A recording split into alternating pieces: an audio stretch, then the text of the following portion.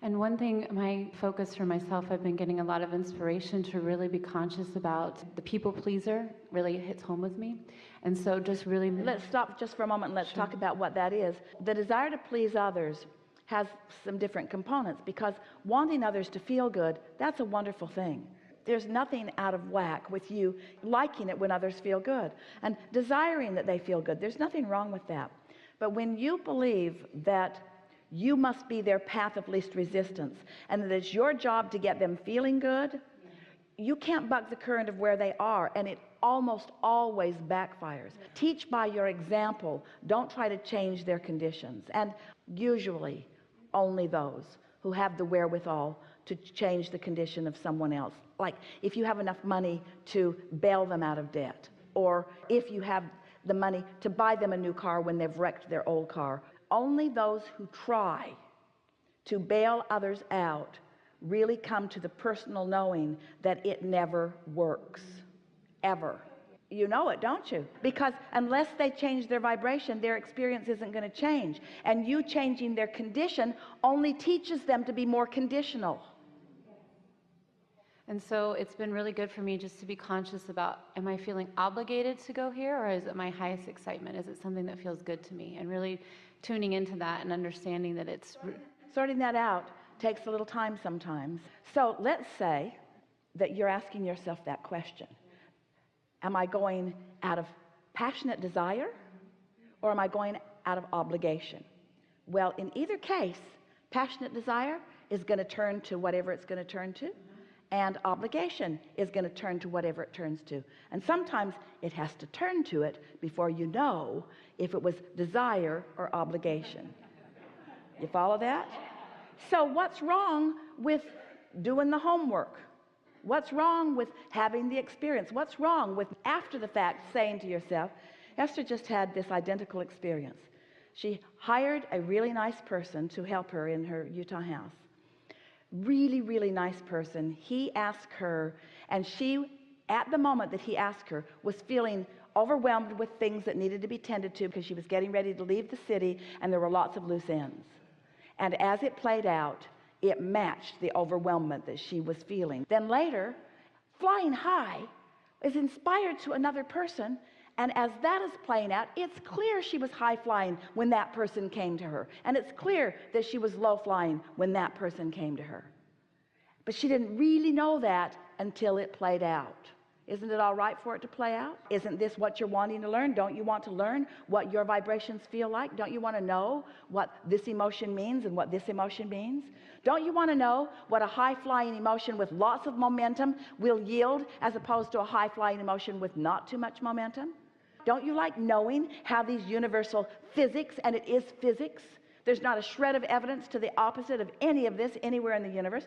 Don't you like knowing? In other words, momentum is momentum. Inertia is inertia. These are provable, factual physics that you understand in so many ways. And once you put the vibrational component into the mix and you understand that your emotions are the way that you know what you've got going on, then never is there a mystery about anything that you see happening to anyone, to a mass consciousness, to a group, to a person, or to yourself. Nothing is ever unknowable again. Don't you like that?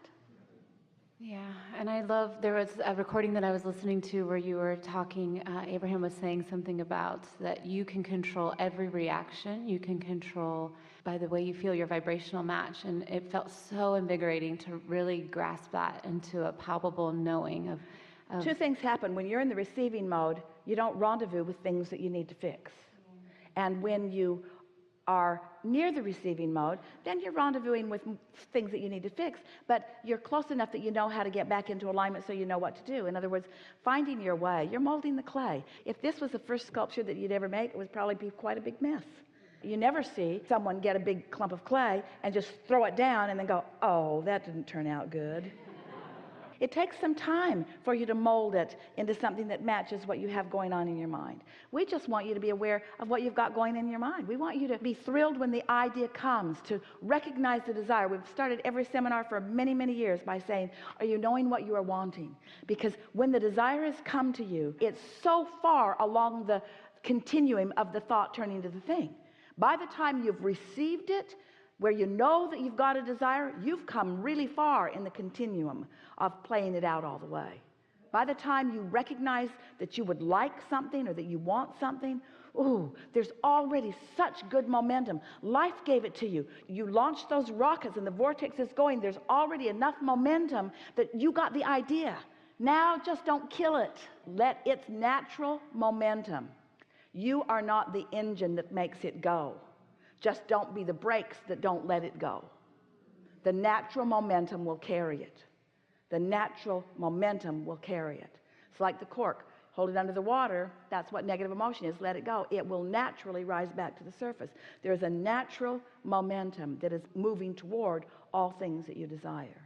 And I got this vision in my dream. It was really fun. Jerry throwing a boomerang, and that's kind of like our vibration. And it was actually really fun, but it was, you know, what you put out, you get back, but it doesn't happen. It's like you don't throw it and it's there. You throw it out and it comes back. It takes a little while. That was really fun to get that in my dream because it felt so good. It felt so good. And then the only other thing I want to say is the impulse. When we're in the receptive mode and we get that impulse, and sometimes it's funny because I have been getting this nudge to do something and I've been not doing it. Oh, isn't that interesting? Yes. Isn't that interesting when you deny your own natural momentum? And can't you feel the offness of that? Yeah. Yes? And there's more. And so that's been really fun for me to unfold and just kind of be curious, and then but feeling really good when the impulse comes and wanting to take action. And then I throw resistance on my trail and I viscerally know that I'm doing it. And then I say, okay, just get off the subject, get in the receptive mode, and then it comes back to me and it feels so good when it does. It feels so good. Just for a while. We never offer homework, but here's some homework. Just for a little while, let the idea that's in your mind when you leave here today be thoughts turning to things, just that simple concept. And then just accept that you're a thinker and that the things you think are turning to things. And then just for a little while, notice the correlation between the thought and the thing that it turned to. Just show yourself your own power. Not judging you because your inner being doesn't. Don't judge yourself. Don't scowl at yourself or be upset as something unwanted occurs. Just acknowledge it. When you do that, that happens. There are natural consequences to vibration. And the consequences are not punishment. They are natural consequences to vibration. So as you acknowledge the consequence, the result, and you acknowledge that it was a result that was pleasing, then take a moment to recall the vibration that allowed it to become. Not the vibration that created it. This is an important distinction. Not the vibration that created it, because the creation is a given. It's natural. When you ask, it was put into your vortex, and it was a done deal even then. But what thoughts have I been consistently offering that allowed the natural unfolding of this desirable consequence? Or what thoughts have I been harboring that allowed the unfolding of this unwanted result or consequence? This is how you gain your sense of empowerment. Esther, for a while, when something wonderful would happen, say, I did that. And when something not so wonderful would happen, she would say, I did that too. I did that. I did that. I did that. I did that. I did that. I did that. I'm doing every bit of it. Every bit of it is coming back in response to what I've got going on, over which I have control.